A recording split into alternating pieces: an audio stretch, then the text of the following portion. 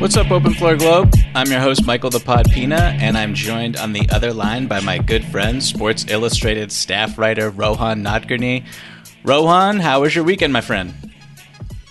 Mike, can I start this podcast off that's going to obviously end up going into some pretty serious places with such a non sequitur that I truly think it has the chance to derail everything we're going to talk about today. Beautiful. That's what we want to hear.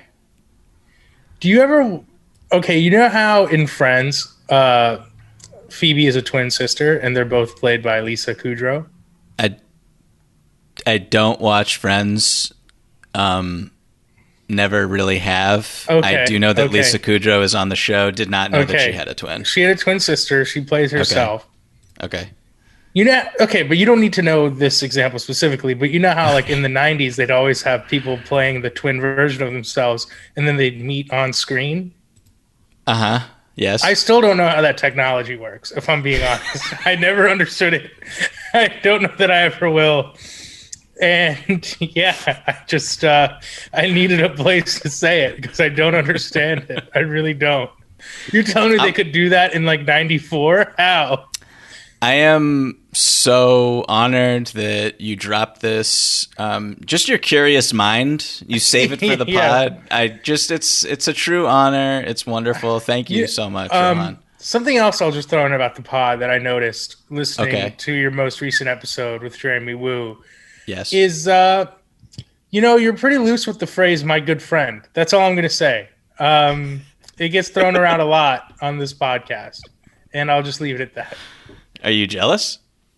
I like I said, it just gets thrown around a lot, and I'll leave it at that. Okay, so we have a lot to cover on today's show. Before we get into anything, I would actually like to plug a story that I spent most of the offseason working on. It's a profile about Karl-Anthony Towns, a star who's been in the news the past couple of years for tragic reasons. His mother died from COVID-19 in April of 2020, along with 6 other family members. He himself contracted the disease in January of this year and had to go to the hospital because of it. He lost 50 pounds and had a panic attack when he first went on the road with the Timberwolves. I was fortunate that Karl opened up to me about everything that he endured last season, how he feels things are going in Minnesota now and his future with the team. And, I told you this off the air, Rohan, but it was one of the better interviews I've done in my entire career, and I'm excited about the story. So everyone, please check that out today on si.com. It's a great story, Mike, and I just read it before we started this podcast. I thought it was incredible how much Karl Towns opened up. I also love that in true Michael Pina fashion, even in this story, that is like a really, I think, important story about grief. There's also some pick and roll talk in there. There's also some scheme talk in there. I love it. It was really, really well done, Mike. It was really well done, Mike. And just some of the most, I think anytime you want to do a story, what you want more than anything is honesty. And this is, I think, maybe the most honest I've ever seen anyone in a story like this. And that was really, really cool and really well done. Well, thank you so much, Rohan. That means a lot. And I mean, in situations like this, I just give all the credit to the person, the subject, Karl, for being so honest and speaking so with such grace about obviously a very difficult subject. And while I'm here, thank you so much to my editor, Matt Wong, who allowed me to somehow blend pick and roll coverages with such like serious and solemn subject matter where it wasn't awkward and unbecoming. So thank you to him, wonderful editor, and I'm glad that the story's off of my chest, frankly, because I was a little nervous about doing it and getting it out there. Okay, so before we open up the mailbag on today's show, I want to remind all of our listeners to please keep sending your fantastic emails in to openfloormail@gmail.com. That's openfloormail@gmail.com. Also, we're on YouTube now, which we just had a meeting, Rohan, you and I, and our producers. which I knew that we were on YouTube, but we've never kind of publicized it, so we were requested to do so. So please search Open Floor Podcast. You make it sound like you're not excited that we're on YouTube. No, guys, we're on YouTube, baby. Let's go. Now people can see the look on your face every time I throw you a question you weren't expecting. They can see me take sips of my coffee in between your questions. Yeah. Listen, we're on YouTube, baby. You can see what hats we're wearing every episode. Is Mike wearing a hat today? I'm not. I highly recommend. Why'd you spoil it, bro? Now they're not going to go on YouTube. I highly recommend everyone check out the pod on YouTube. That's all I'll say. Yes. No, that was a wonderful endorsement, Rohan. Yeah. I appreciate you. So I want to kick off today's show with a news item that is tangentially related to Karl Towns, and a few emailers requested that we discuss this on today's show. I particularly want to shout out Zach, who wrote a very eloquent email to us this morning. But anyway, I think it was going to lead the show anyway. But over the weekend, Rolling Stone published a story with the headline, the NBA's anti-vaxxers are trying to push around the league, and it's working. The story centers around Kyrie Irving's alleged anti-vaccination campaign as a member of the union's executive committee, with on-the-record quotes from a couple other players.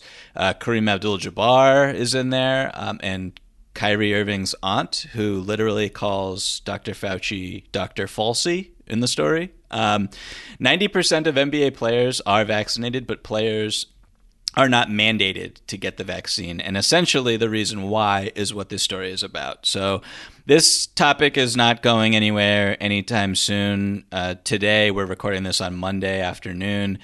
It's media day in the NBA for many teams, and a lot of players, coaches, GMs are being asked about vaccination status.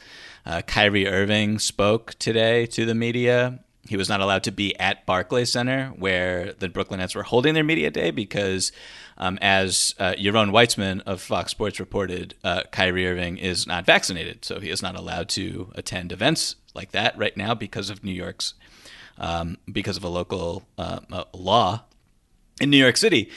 So I feel like we should just kind of talk about this, talk about the article, talk about how it's kind of hovering over the season as we kick things off, unfortunately. So I'll just throw it out to you to kind of begin, Rohan. Just what were your takeaways after reading that story in Rolling Stone? The story was interesting. I do wonder if, and there's like you said, there's many conversations here. Mm-hmm.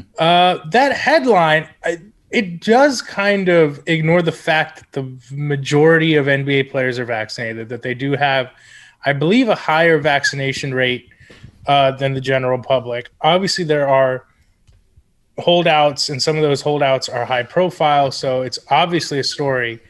I just do think that there is some good news here, and that it is a vast majority of players are vaccinated, and I think the league is doing everything it can short of a mandate to incentivize players to be vaccinated. And there's only so much they can do when the union won't mandate it, which I understand from a union perspective why that's maybe a slippery slope for them, or, they have to represent all members, etc. As far as Kyrie Irving goes, doing his media day session remotely, he was on Instagram Live for part of it, and he said he didn't want to be a distraction. He said things were going to be cleared up soon. He wouldn't answer directly about his vaccination status and asked to respect his privacy. It was a whole lot of, we didn't really get answers from Kyrie other than it's pretty clear. It's pretty safe to assume he's not vaccinated.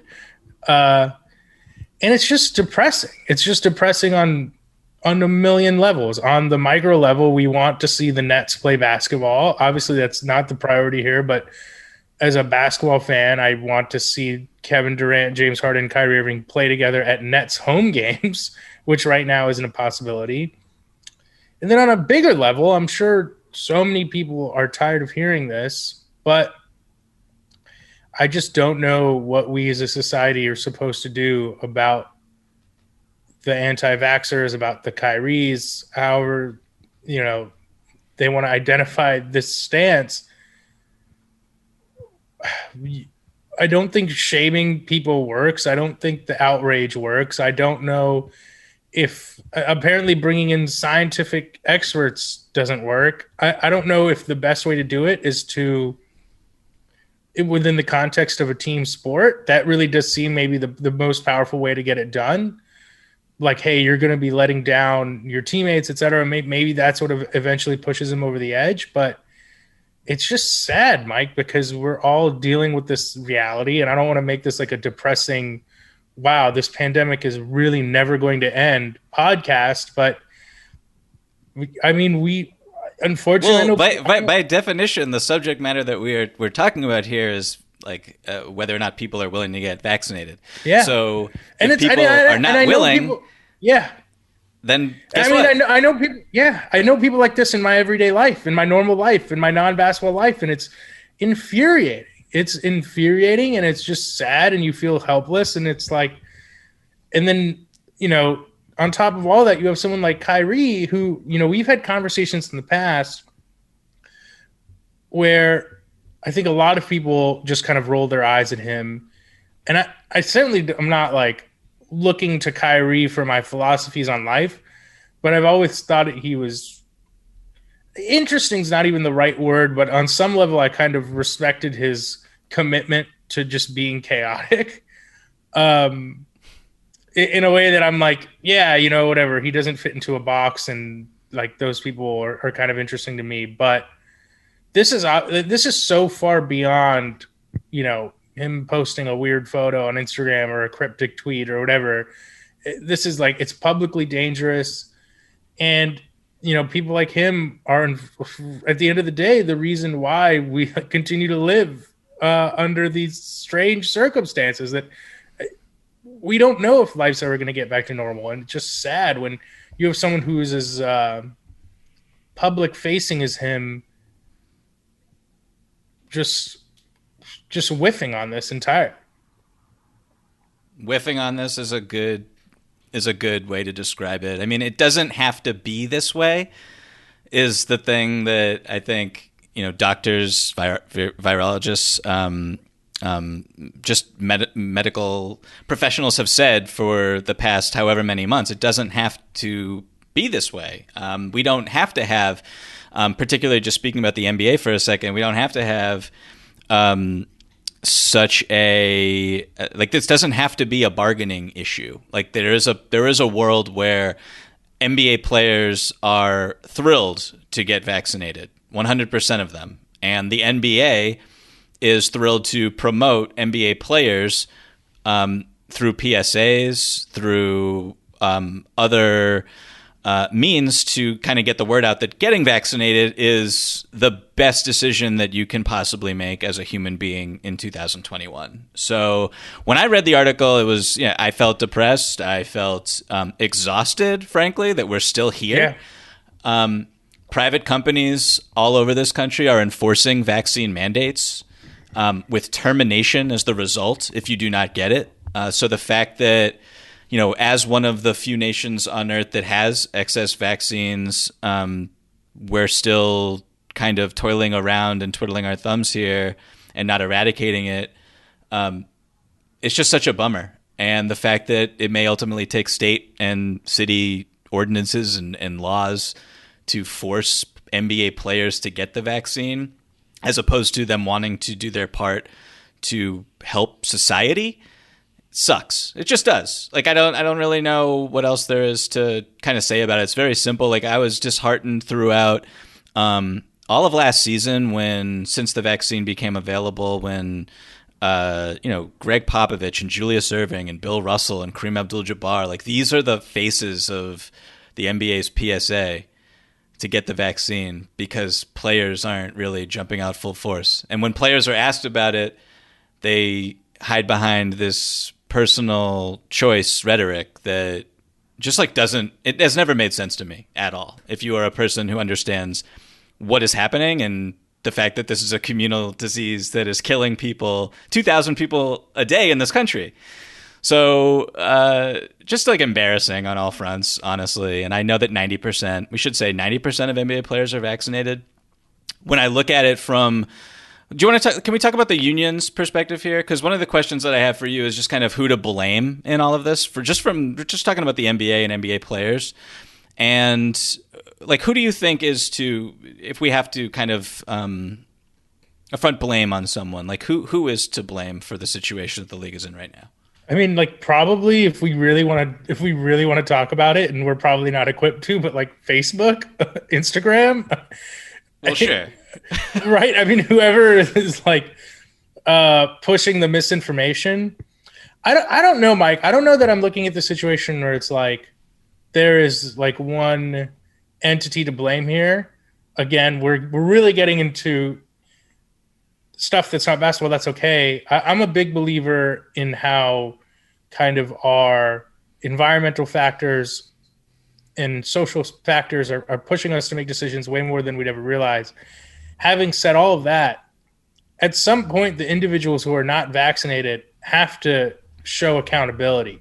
And you mentioned, like, this could be over. This could be over in a month. And ultimately, to me, it's on the Kyrie Irvings of the world, whoever else is unvaccinated. We're turning him to the poster child, but he's not the only one. He just is the most eccentric, I guess. But I mean, Jonathan Isaac on the Magic. Can I quickly read a quote that Jonathan Isaac had in that story? Yes. I don't know when the interview was exactly, but regardless, the story came out over the weekend, and Jonathan Isaac is quoted in there saying, "If you are vaccinated in other places, you still have to wear the mask regardless." It's like, okay, then what is the mask necessarily for? And if Kyrie says that from his position of his executive power at the NBPA, then kudos to him. So I get what you're saying about misinformation. It's just like, we're here. Like, this is, it's September 27th as we record this, 2021. Like, if we're still arguing about masks, like, what are we doing? Like, the vaccine has been available for how long? And who is dying from the vaccine? Who is suffering from the vaccine? Who is actually dying from the 2,000 people a day in this country? They're all unvaccinated. So, like, this fight against science for, like, a righteous... I honestly, I'm not even trying to, like, get in the heads of people who are like this. It's not even worth my time or my energy. But, like, it's just so ridiculous to me, and the fact that they are holding others hostage because of their own ignorance is beyond frustration for me.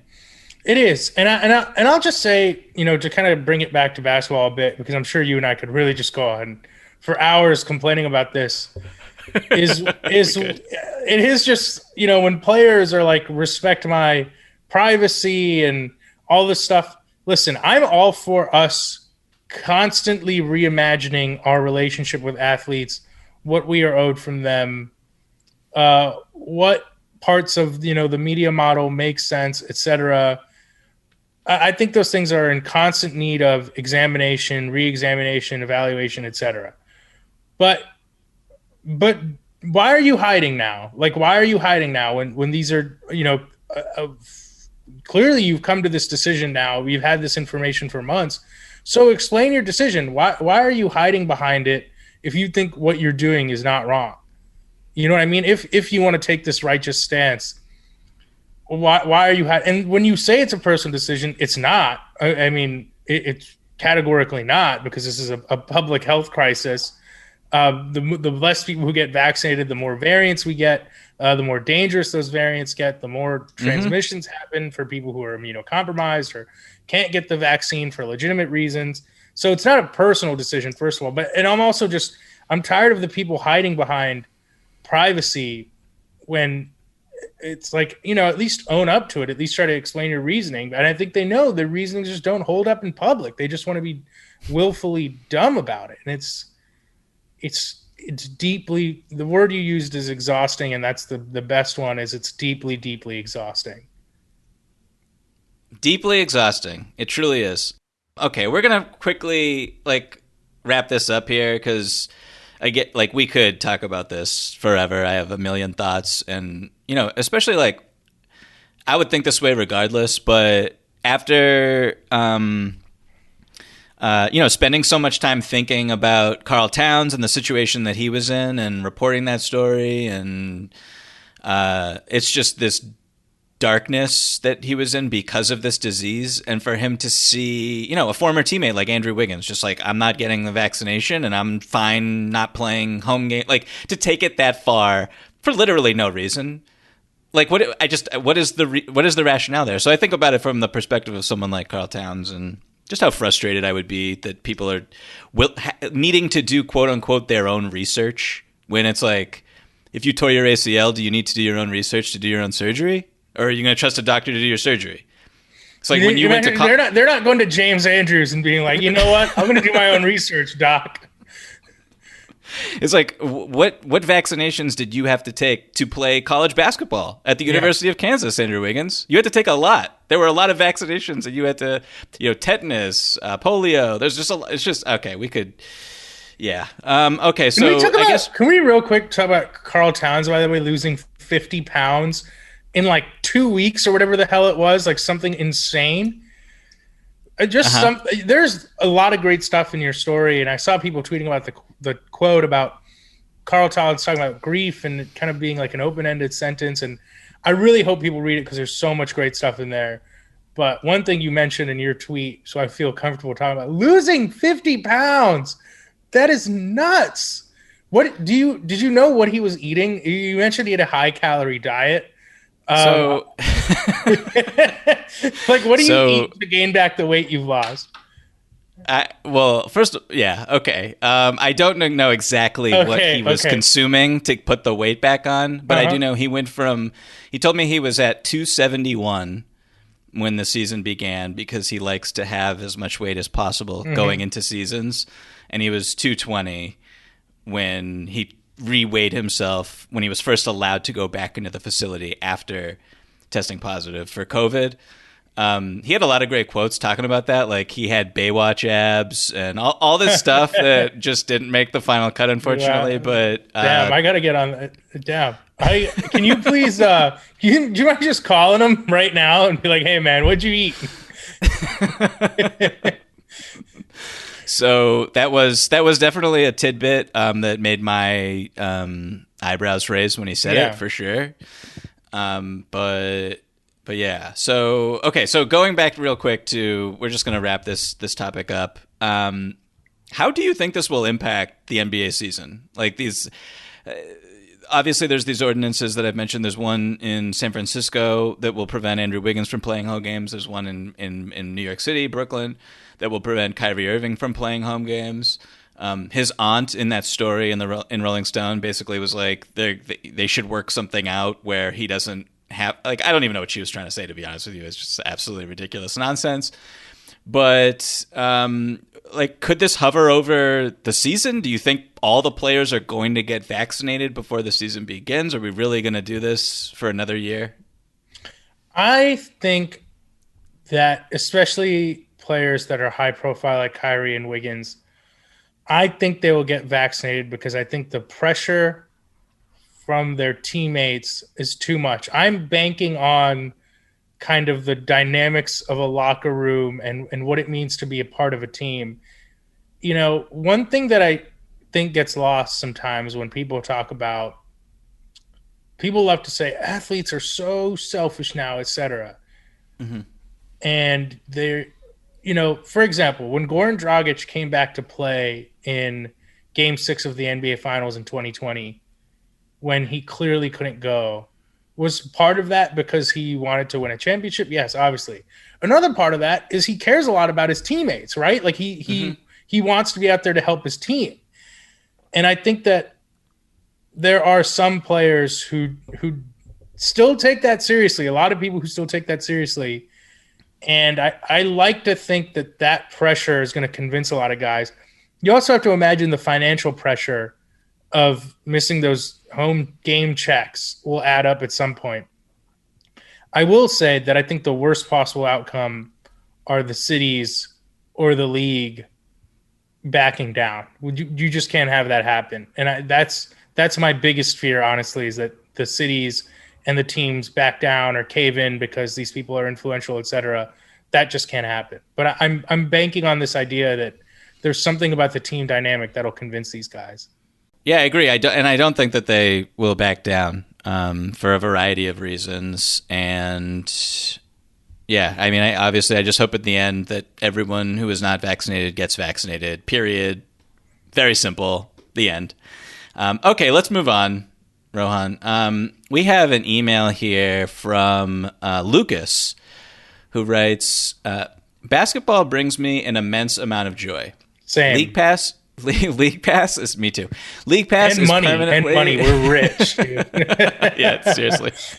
League Pass is permanently on at the house.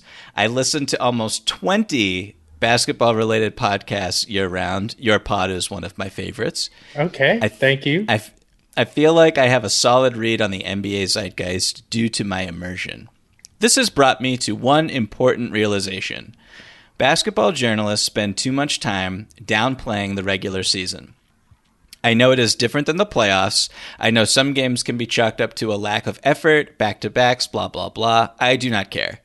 Every time I hear someone going out of their way to say Game X doesn't matter because it's not the playoffs, I get tilted. I have not heard the phrase tilted in a minute, so shout out to Lucas for that one. The games are the product. It is a TV show. If they truly didn't matter, we would just start with the playoffs. You can contextualize a game without saying it doesn't matter. So, great email. Thank you, Lucas. Shout out to Lucas. I think this hits at the heart of something. You know, it's a timely time to read this email because we're about to start the regular season. And I do think that... Well, let me throw it to you first. What are your thoughts here, Rohan? Because I've got Okay, well, here's my main thought, Lucas, which is, you know who else downplays the regular season? NBA players, okay? There's a reason why you don't hear about load management in the postseason. You don't hear about anyone fighting through anything in the postseason or not fighting through anything in the postseason. There's a reason why you hear during the regular season, I promise you at some point a star player is going to get hurt this year, and the team will say, well, if it was the playoffs, he would have played. But so let me tell you, teams and players don't value the regular season. I don't have Twitter open right now, but I know for a fact Joe Ingles said today, he was like, the regular season matters a little bit less. Like, we still have a lot to prove. And that's from the number one seed in the West. Yeah. And that's why last year I went on several SI.com Sports Illustrated platforms and said I think the Jazz are a second-round exit because it's a different style of basketball. It's different stakes, etc. And listen, Lucas, I'm with you. I love the regular season. I love the matchups that we get that we know we're not guaranteed to see in the playoffs. Like, I'm so excited for that Nets-Lakers Christmas Day game, and I'll be really sad if a bunch of guys are missing for it. I'm with you in spirit. Like, I would love nothing more for the regular season than for the regular season to matter. We need to bring back the importance to these games. Mike, as you've probably seen on my Twitter feed lately, I've been watching a lot of NFL. I've been meaning to bring this up with you. What's going on? I don't know, dude. Here's the thing about the NFL. Third down. Whoever came up with the concept of third down knocked that one out of the park. Okay? Here's genuinely what I like about the NFL, though, and I think they are problems that the NBA struggles with. Number one, their games just feel like they matter more, right? Like, there's no outright tanking. Even the teams that are bad are like, I don't know. The games just feel different. Another thing that a weird advantage the NFL has that it touches on something Kyle Kuzma actually tweeted. The analysts in the NFL have this advantage where the play stops every 10 seconds, right? And they have like 30 seconds to explain what happened.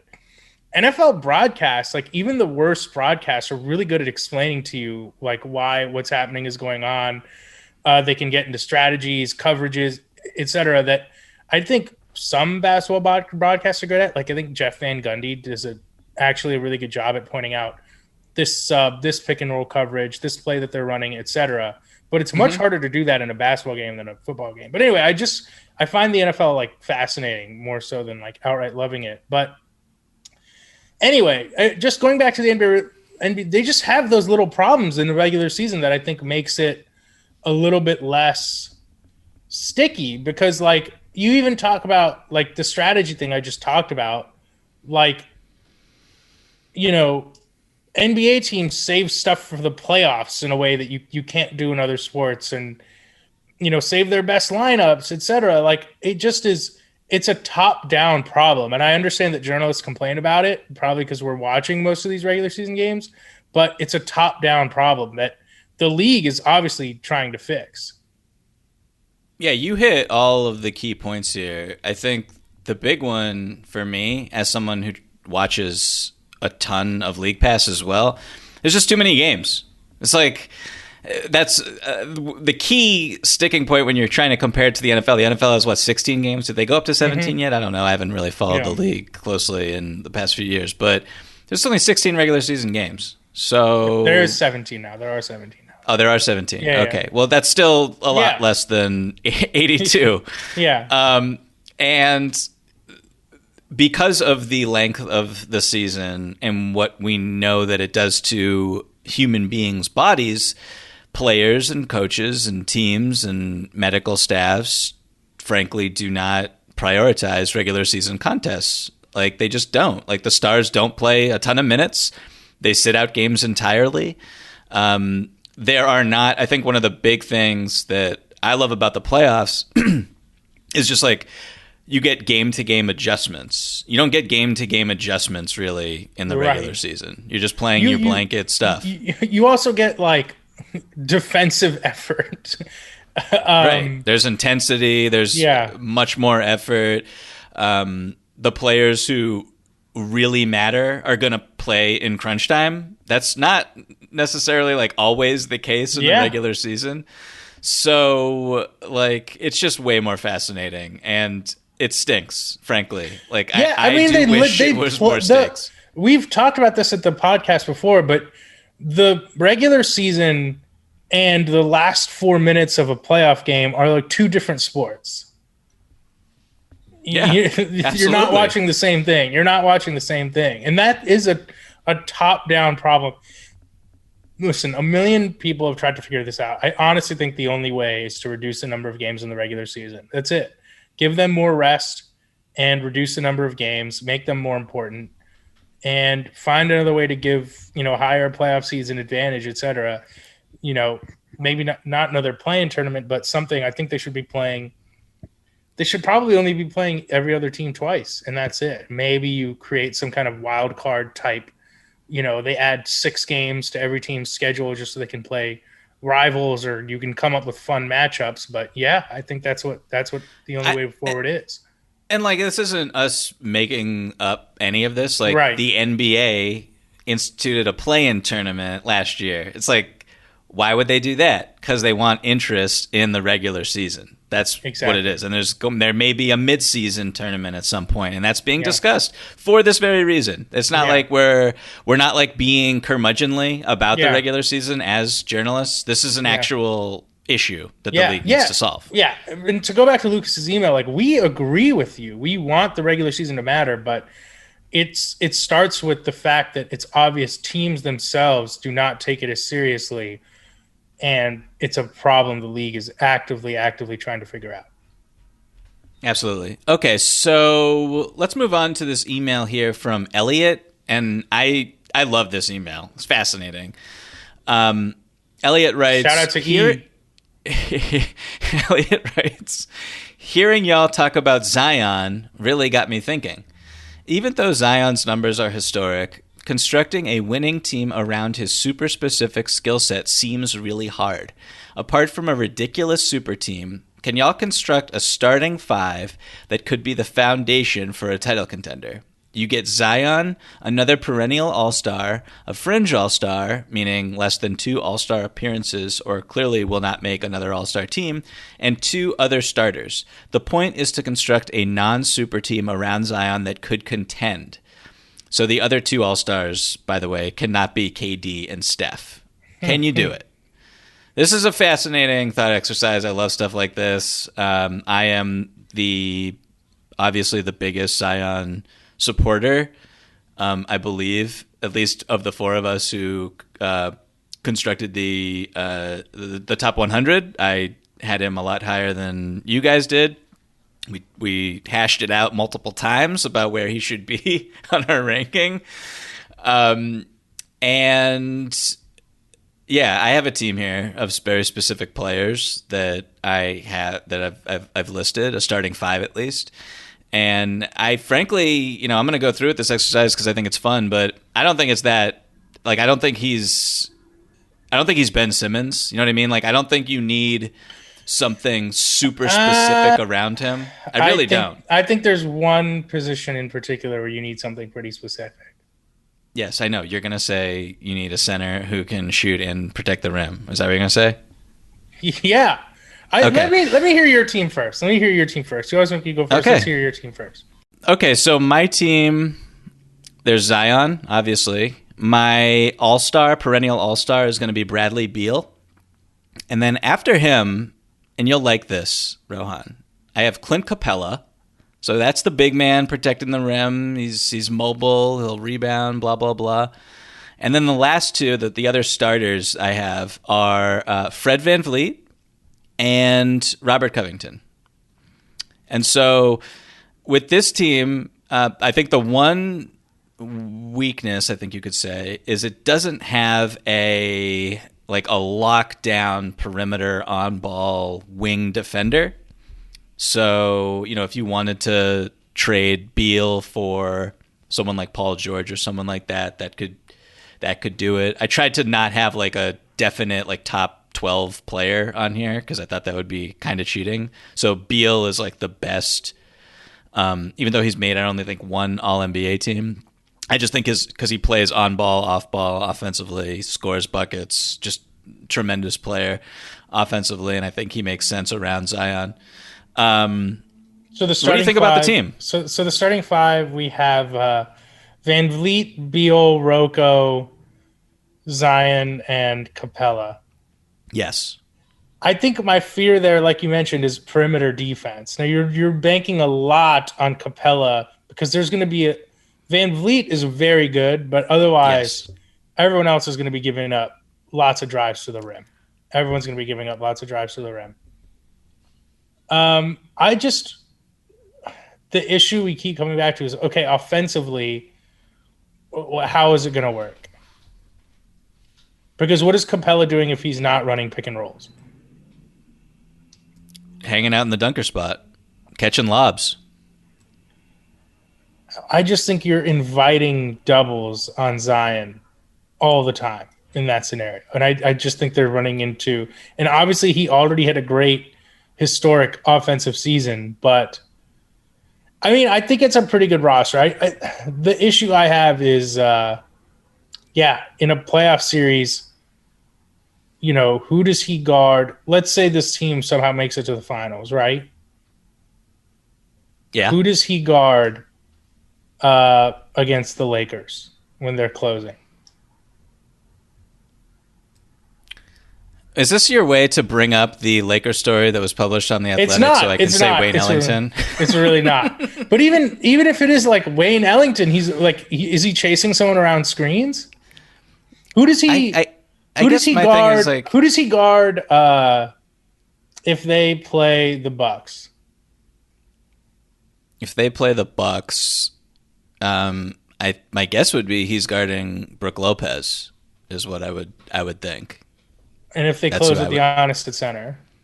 If they close with Giannis at center, I want to see who the other 4 guys are, but potentially Giannis. It's tough, right? It is. I'm not going to sit here and pretend that he's an incredible defensive player. And I'm not saying that you're irrational about him or anything, only that it's still right now hard to imagine him in a, just what defense works for him, right? I don't know. I have a stat for you really quick. Okay. Rohan. After the All-Star break last season, did you know that the New Orleans Pelicans, with Zion on the floor, had the second best defense in the NBA? Thank God we're on YouTube, by the way. Thank God we're on YouTube so that the cameras could catch that one. That is interesting. I mean, I did that. I could be honest. That holds very little weight with me. And this just connects back to our last question, where obviously everything that happens in the regular season is super important and critical and tells us so much. So I know that I'm being a little facetious here with that stat, but I think that I do think he's not the worst defender in the NBA. But to me, it's less about his one-on-one defense. So I remember we had this conversation when we were arguing about our top 100. You were like, Devin Booker gets targeted, down the stretch, etc. Mm-hmm. I honestly would rather have a player who gets targeted and is going to hold up enough times versus a player like Zion who might not be going after one-on-one every time, but because of his defensive limitations, you are now forced to juggle your lineups in a very difficult way. You know what I mean? Like, he is a structural issue as opposed to like a one-on-one issue, which I think is more complicated. I'm just wondering, would you rather have, and this is like a kind of a reductive question, but do you think it is easier to build around Ben Simmons then? Because we know that he can do it all on defense. He can guard all 5 positions. You don't really have to worry about him. Guarded Trae Young in the second round, guy who's like a foot shorter than he is. Number 2 in Defensive Player of the Year. Do you think it is, and offensively, very similar in the, I think that Zion's inability or unwillingness to shoot jump shots is completely different than Ben Simmons are right now, for sure. But, in terms of just like a playmaker, wrecking ball in transition, who can drive, who can kick, who can create shots for teammates, rumble towards the paint, etc. Like, do you think that you would rather have the task of building around Ben Simmons? If you'd asked me that before the Hawks series, I might have said yes. Because, at least Zion's willing to shoot inside a couple feet of the rim.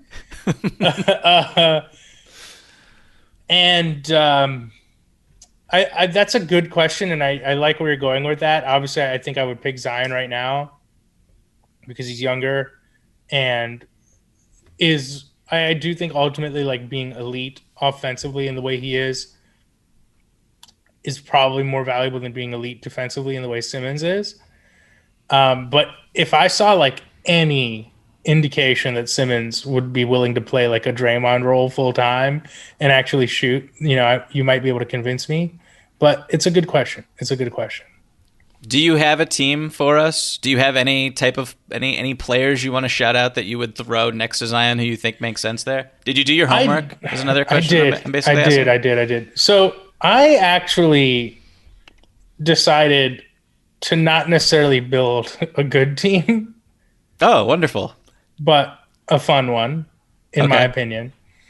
So I did cheat because you were like, but I don't think that me putting this guy after you pick Beal, I feel better about it. But in my mind, I was like, I want someone who's going to run 100 pick and rolls a night with Zion. So I'm picking Trae Young as my perennial all-star. Love it. Now here's where things get dicey because I have 2 options. You have to tell me if this first guy is a fringe all-star or not, and I think I know what you're going to say. Okay. Is Jaylen Brown a fringe all-star or a perennial all-star? I think he qualifies more as perennial for the purpose of this exercise. Okay, that's a nice way of you sneaking in your homerism. In which case, can I go with Mikal Bridges as my... Absolutely. So I want Trae, and I'm bringing over his buddy DeAndre Hunter from the Hawks. So I got Trae, DeAndre, Bridges, Zion, and then give me Kelly Olynyk, baby, at center. I just want to see it. I'm not saying that it'd be a good team.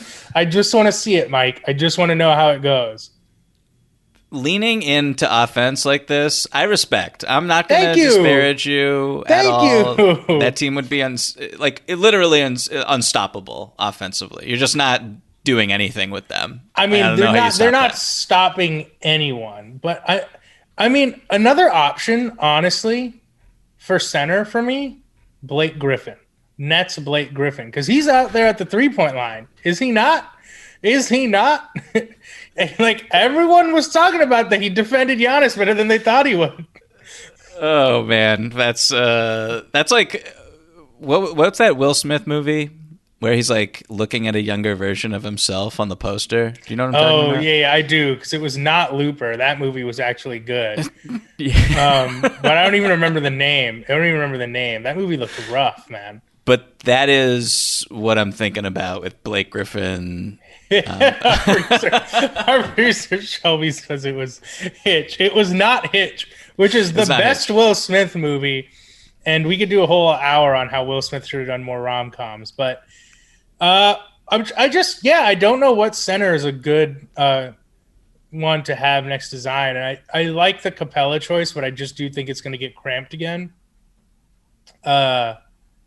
Yeah, I don't know. I just think Olynyk would be hilarious on so many levels. But so, you know, it didn't really fit within the parameters because I really wanted Trey and Bridges. But even someone like Bam next to Zion, who can at least theoretically shoot from the mid-range if he's willing to do it, etc., I think changes things a little bit. But, yeah, man, it gets tricky, especially in a playoff series. I think it's going to get tricky. I'm really looking for. I don't think they're going to make the playoffs this season, unfortunately. But you know, I'm really looking forward to seeing how defenses. You know, we were talking about regular season versus playoffs. What adjustments you make as an NBA head coach going up against Zion in a playoff series? That's like one of my favorite little things that I think about. Is it? If I told you could have Lonzo Ball, Josh Hart, Brandon Ingram, and Zion Williamson, shouldn't that be a playoff team? That should be a core that you're very excited about. Yeah. And it no longer exists, sadly. I mean, that's like that should have been that's like three people who can shoot, like two who can handle really well, one who can be a perimeter scorer in Ingram, and then an elite offensive talent. How did that team not make the playoffs? Well, are we too high on them? Like you guys talked about in that last pod, or you know, was the coaching that bad? I think it says more about one, injuries. They had a lot of messed up injuries last season, and they were not well timed. Number two, look at everybody else on the roster. Like this exercise is to we're trying to maximize Zion, and what the New Orleans Pelicans did last year was try to neutralize Zion, and somehow he had a historic season anyway. At the same time, they had a lot of good pieces in place. So I do think maybe we're overselling a little bit just how bad of a situation he was in. I kind of disagree, but that's fine. We're excited about the New Orleans Pelicans this year. And that's going to be very fun. And watching Zion will bring me great joy all season long. Okay, so we're going to wrap things up with this email here from Liam. The winner of Love Island Season 7? Liam? Is Love Island Season 7 concluded? Is it over? Yeah, sorry. It doesn't really matter who wins. You'll know once you start watching the show. I was about to say, how can one person win? Isn't it don't you need to fall in love and I guess you'll find out, Mike. A partner in life? I guess you'll find out.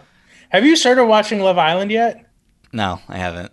I told you, and we can continue this off the air, but it's 90 Day Fiance. It's Married at First Sight. These are the two bangers that me and my wife. I'll watch Goodfellas and Casino once you start watching Love Island. Okay, I'm not making a deal like that with you because I'm doing you a favor here, and all of our listeners agree, and everyone was traumatized by that reveal from you in the last show. Okay, so Liam, I'm sorry, we're about to read your email. Liam writes in, so you have now fully released your top 100 NBA players, and I'm very curious with the Ja Morant placement. I do think he is a good player, but putting him over guys like Chris Middleton and Jaylen Brown, Ja Morant did have a good second year, but I don't think he has been better than some guys you ranked behind him. So we had Ja at 25, right, Ro? That sounds right. And a couple spots in front of those other names that he just mentioned. I think Chris Jaylen was 27, Brown. Right? And Middleton 26, maybe. I think that's accurate. Before we get into this, we should say that if you are within one or two spots of someone, it does not necessarily mean that you are definitively better or worse than that person. Think of it more so in, tiers, for lack of a better phrase, with just how people should honestly look at this stuff. But you're right. What did you think? Do you think we got Morant accurately pegged at number 25, or does our friend Liam have a case here? Dude, every time I look back at the list, I'm like, that guy was over that guy? I'm like, we had Luka over Harden? Same. What? I was like, we had Luka over Harden? Who made that decision? Here's what I'll say about Morant, though. You know what he's done that neither Jalen nor Chris have had an opportunity to do at this point in their careers is be the best player on a playoff team. And I think for Morant, even as weird as last season was, to lead the Grizzlies, who I think we like their roster, but he's by far their best player. I mean, Jaren Jackson Jr. was hurt for much of the down the stretch. They don't have, we like Dylan Brooks, so they don't have any other great players. They don't have anyone else who we think is going to be an all-star. And the fact that he was able to get them into the playoffs, I don't want to denigrate what his teammates did because it's a well-balanced roster, well-coached team.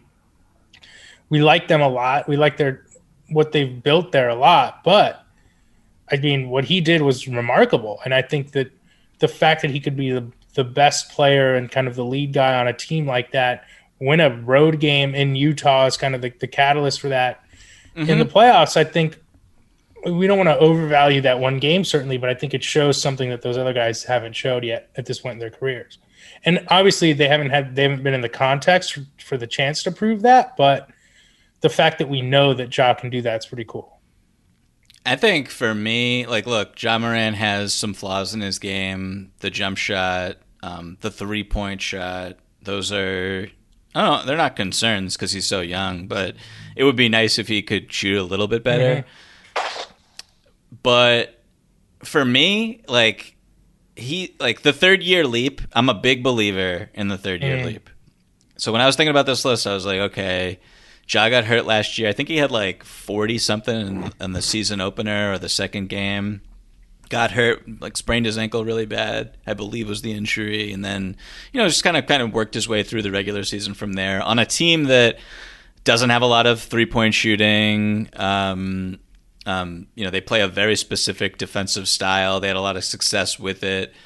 But for me, I just think Ja is going to take a humongous leap forward this season. He's already proven to just be able to live at the basket. He's so athletic. He's so fast. The way he can just draw to basically any time he wants, going downhill and then finding an open man. Usually that open man is also in the paint and can just lay it up. He's a wonderful offensive player, and the Memphis Grizzlies offense was atrocious last year when he was not on the floor. They were pretty good when he was on the floor, and I'm banking on a breakout all-star season for Ja Morant this year. That's why I was so high on him. No, I think that's a good point. And again, part of the list is projecting forward. I think we all think that he doesn't seem like the kind of person who's going to have a broken jump shot his entire career. I don't think he's ever going to become a knockdown guy, but I think there's definitely room, actual potential for him to grow there. I also love that he's trying to dunk on every center. He was trying to actively dunk on Rudy Gobert during that series, and that's awesome. That's good for a bump up of 2 spots on my list. And guess what? If you don't like that, make your own list, okay? But I love dunks. Can I just say, I love your commitment to telling people to make their own lists. It just is so funny. Now when I think about it, I look at our list and I'm like, okay, maybe I didn't want Luka over Harden, or I didn't want a couple things, but here's what I'll say. I know that collectively, I think it would be difficult to find a collective of people who've watched more combined basketball than me, you, Woo, and Herring. And I can be comfortable in that fact that even if the list isn't perfect, even if I, someone who had a role in making it, disagree with parts of it, it's well researched, it's well intentioned. We actually did do our own research. You know what I mean? I know bringing it full circle. I appreciate that. I know that the four of us to watch Jonathan Isaac play way more basketball than all the people complaining about him being on the list. So, yeah, just, I want to see the people who put like Russell Westbrook 12, and then like when he gets traded again, like a year from now, they're like, what? How could the Lakers trade the 12th best player in the NBA? So, that's how I feel about it. Well, Ro, I think that does it for today's show. Did you have anything else you wanted to say to all the haters? Did you have anything else you wanted to say about Ja or Zion or anything else we discussed on today's episode? Just that I think you should actually start with Love Island season 5 because that was my favorite season. And so I think you should jump in with that one. I think you'll really like what you see. You said I'm doing you a favor. This is yet another thing for you and your wife to bond over. So I don't know why you act like this isn't a two-way street. I appreciate that, and I look forward to the Will Smith podcast where we break down your absolutely just a ridiculous comment about Hitch that was made earlier in this. Wait, in this you don't like that I let you don't slide. like Hitch? All right, we got to bounce. But emailers, just let us know what your thoughts are on Hitch. I guess this is going to be another blood war with me and Rohan. Yeah. Appreciate everyone listening in. Everybody remember to email us again at openfloormail@gmail.com. That's openfloormail@gmail.com. And also search for us. Did you hear that the person who sends in the best email might be at the top of the top 100 next year? I have not heard that one I yet. See. That's a rumor going around the office. It seems true. It seems very legitimate. Well, that's wonderful. Everyone, please also search for us and subscribe to us on YouTube. So just search Open Floor Podcast there.